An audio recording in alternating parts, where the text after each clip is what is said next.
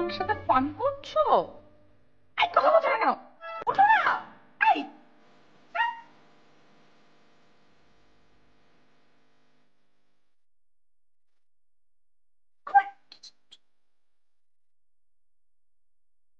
ঘুমিয়ে পড়ো মানে? আমি আমি কি এই অবস্থায় ঘুমিয়ে পড়বো নাকি? এই কি হয়েছে? আমাকে আমাকে না বললে আমি বুঝবো কি করে? তুমি কথা বলছো না কেন? এই তোমার কি মাথা টাথা খারাপ হয়ে গেল নাকি? কি রে বাবা, কথা না শুনলে কি হবে কত? আশ্চর্য কি! আবার আবার কি? এত জোরে ধাক্কা দিও না, আমি পড়ে যাবো। কালকে সকালে তোমার সাথে আমার সব বিষয় নিয়ে কথা হবে, এখন এখন কিছু বলতে পারবো না? কথা বলার বিষয়।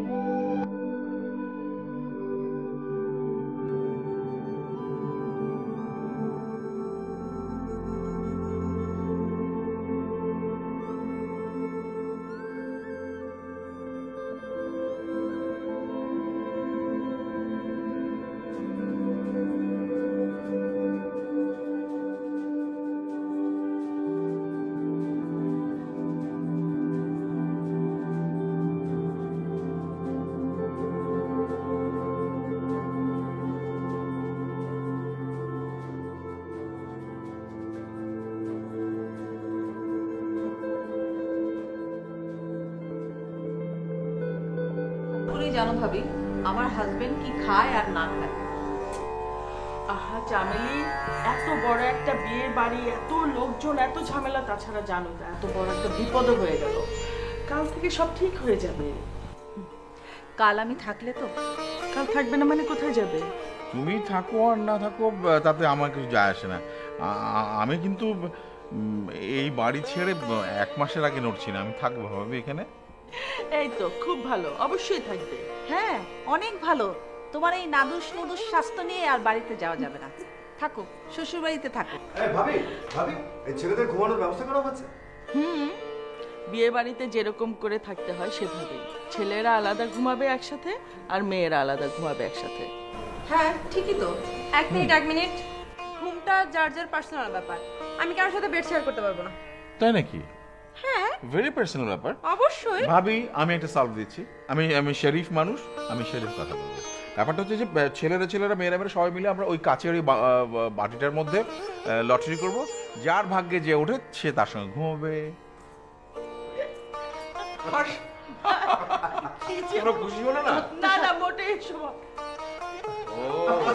আমাকে আসতো একটা ভাবি গরু খাওয়াতে যাচ্ছিল, আর এখন অসম্ভব ঘুম যা দিলেন না দুলাভাই। ভাবি আমি দেখছি। আমার একটু খাওয়ার ব্যবস্থা করানো। এই আবার শুরু হলো খাওয়া। আচ্ছা আমি দেখছি। জি ভাবি।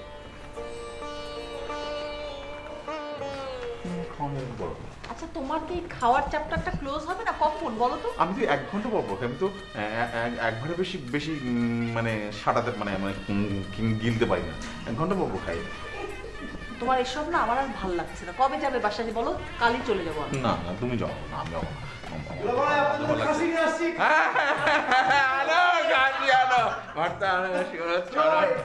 একদম খাসি, একদম একদম মানে খাসি। ঠিক আছে, আমি আসছি। চলো চলো চলো।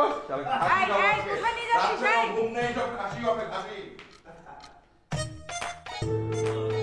তারপর আর কি বলবো? আমার মায়ের সে কি কান্না! আমি তো আর সংসার করবোই না। আন্দাজ হয় 13 বছর হবে।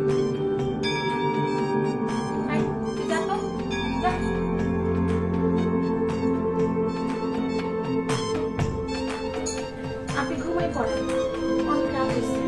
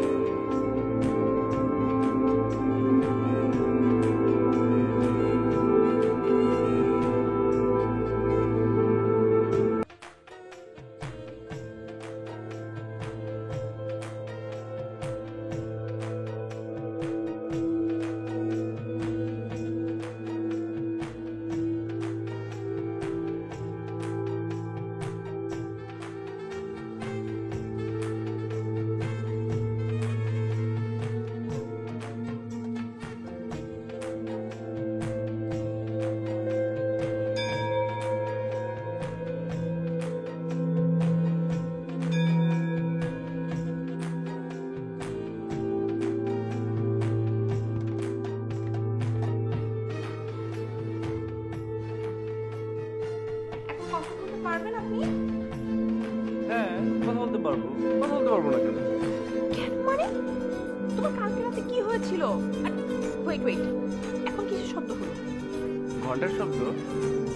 ঘন্টার শব্দ মানে? আমি তো ঘন্টাটা বাজিনি। আমাদের বাড়িতে দুটো ঘন্টা, বড় বাবার রুমে, দাদুর।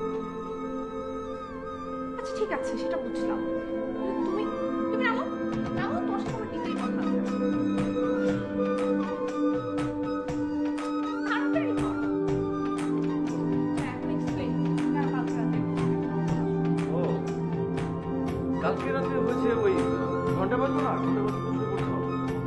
আশ্চর্য, ঘন্টা বাজতে শুরু করতে কি কথা বললে তুমি আমাকে? ঘন্টার আওয়াজ শোনার সাথে সাথে আমাদের নিয়ম হচ্ছে ঘুমিয়ে পড়া। What? মানে ঘন্টা বাজালে ঘুমিয়ে পড়তে হবে সাথে সাথে? আমি তোমাকে ডিটেল এক্সপ্লেন করছি।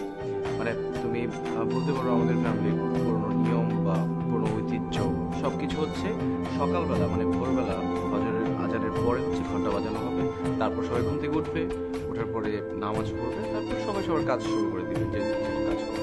তারপর হচ্ছে রাতে মানে খুব টাইমলি আরেকবার ঘন্টা বাজবে, তখন হচ্ছে সবাই ঘুমিয়ে পড়বে। ঘন্টা বাজার পর কেউ আর কথা বলতে পারবে না। আর ঘন্টা বাজার কারণটা হচ্ছে আগের দিনে যখন তখন তো মোবাইল ছিল না, অ্যালার্ম ছিল না, ঘন্টা দিয়ে হচ্ছে ঘুম থেকে ওঠানো হতো আর ঘুমের টাইমটাও বলে দেওয়া হতো। তাই বলে তুমি কালকে রাতে আমার সাথে এমন করবে? মানে আসলে কালকে রাতে আসলে ভুলে গেছিলাম, মানে অনেক দিনের অভ্যাস তো ঘন্টার শব্দ।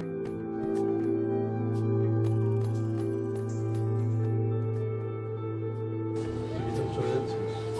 যাও।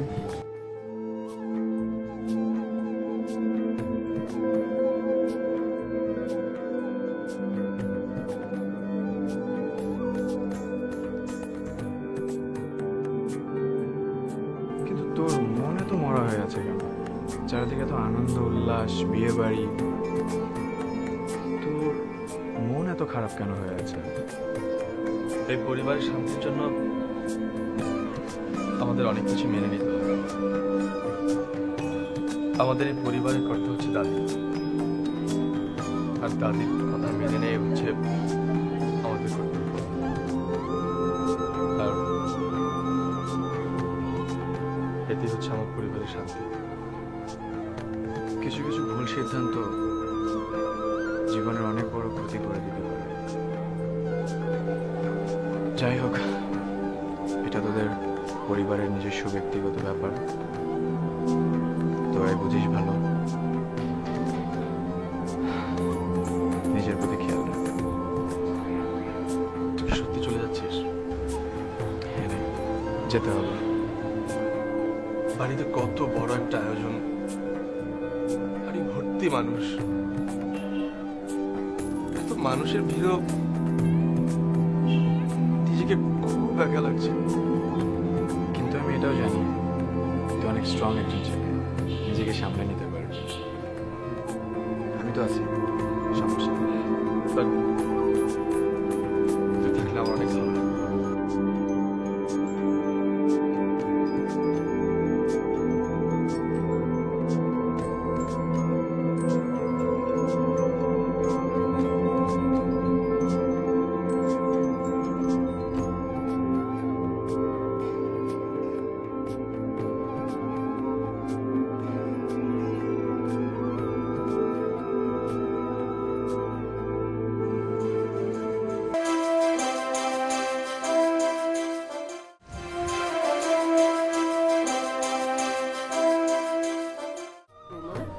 জি আম্মা, তাহলে আমি সবাইকে কাজ বুঝিয়ে দিচ্ছি।